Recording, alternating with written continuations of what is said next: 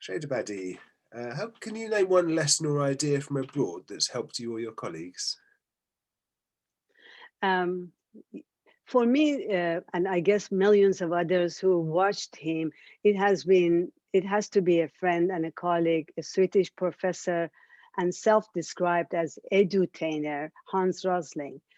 Professor Hans Rosling unfortunately passed away a few years ago, but was best known for his theatrical presentations that brought data to life and with stories and visualizations, which he hoped would change people's mindsets and improve their understanding of the world.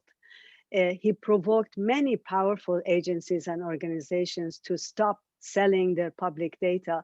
And even he came up with a name of a disease because he was a health specialist and called it DBHD, database hugging disorder.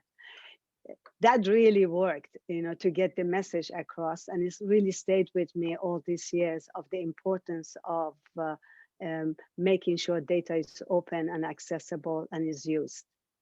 Thank you. And any projects or innovations from Open Data Watch that you may think might be valuable to people around the world?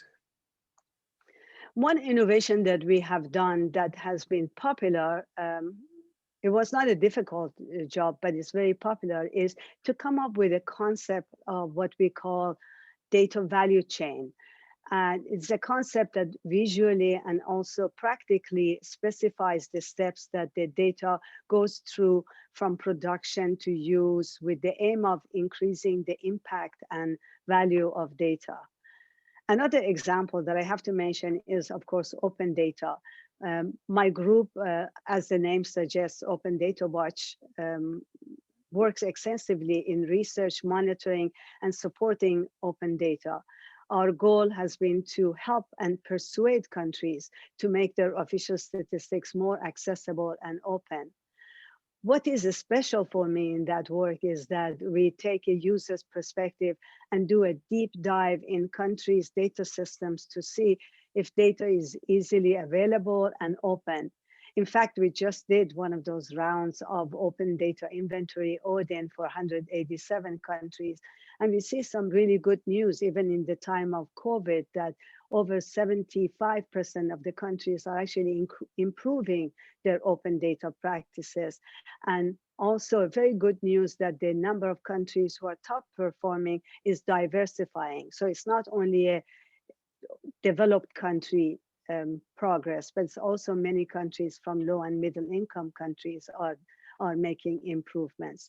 We see improvements in Africa and in Pacific islands, and which is really significant. But we also see a lot of areas that need to be worked on. And one of them, for example, that's really sad for me to see is that, for example, in gender data, we see that is not improving as much as other data sectors are improving in their openness. So these two examples, the data value chain and open data tools, I hope will continue to add value to work of others. Thanks. How can we improve the ways in which senior public officials work with and learn from their peers overseas? Well, what I have seen work best is creating semi-formal networks for country officials to interact with one another. And one example that I know very well and I'm working with is we have started with our partners Data 2X and Economic Commission for Africa. We set up a network of data officers in charge in countries in charge of gender data in national statistical offices. And we called it, of course, the Africa Gender Data Network, which has been very successful. And I'm hoping that it would be extended to other regions soon. It simply provides a space for cross-country knowledge sharing, and especially during the COVID-19, it has been great to exchange ideas on innovative approaches like mobile phone surveys or just talking about challenges and seeking support. Another example is the UN World Data Forum, which many probably have heard of, which is much larger in scale, but it's a great network platform for bringing groups from multiple disciplines, let's say agriculture data, geospatial data, big data experts, you know, bring them all together. And the bottom line on this topic is that because data has been always a technical issue, we always looked for technical solutions. But in fact, much more could be done on the social side too, bringing peoples together. Thank you. What's the biggest global challenges in your field? We are at a very critical point in what I call the data revolution cycle. We see that there's no more if we should build better data systems, if we should pay more attention to certain sectors like gender. So there's no if anymore. It's more about how. How do we increase the value from data to improve lives and build sustainable statistical systems in government agencies and other stakeholders? But many countries, and particularly the low and middle income countries, lack resources. So we need to see an increase. We actually calculate that almost doubling of the investments, both from domestic and from international aid for data systems. Unfortunately, we also monitor the flows of aid, and we see that the needle on investment on data is not moving in the right direction.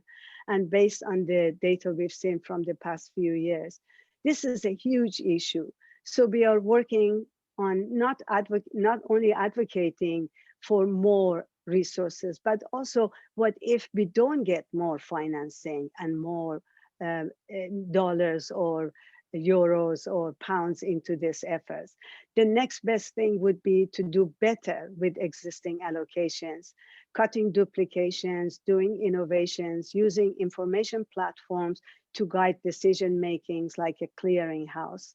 In fact, a group called the Bern Network, which is championed by the Swiss and funded by the Swiss statistics and development sides, are trying to do this and bringing a lot of different groups together, again, using the power of networks to to contribute to this area.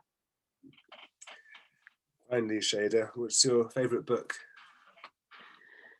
Well, it has to be, you probably would have guessed that from my earlier talk, it has to be Invisible Woman by Caroline Criado Perez, which is an amazing book, bringing out stories and case studies on gaps in gender data, in many ways created by the biases that we have in our societies.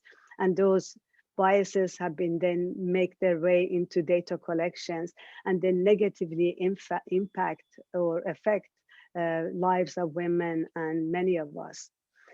And it shows that we have a lot of room to improve our data collections and removing biases, which are, as they're mostly hidden. Of course, it's a great book making the case for better data systems to accurately count and leave no one behind. Thank you very much indeed, Shaida.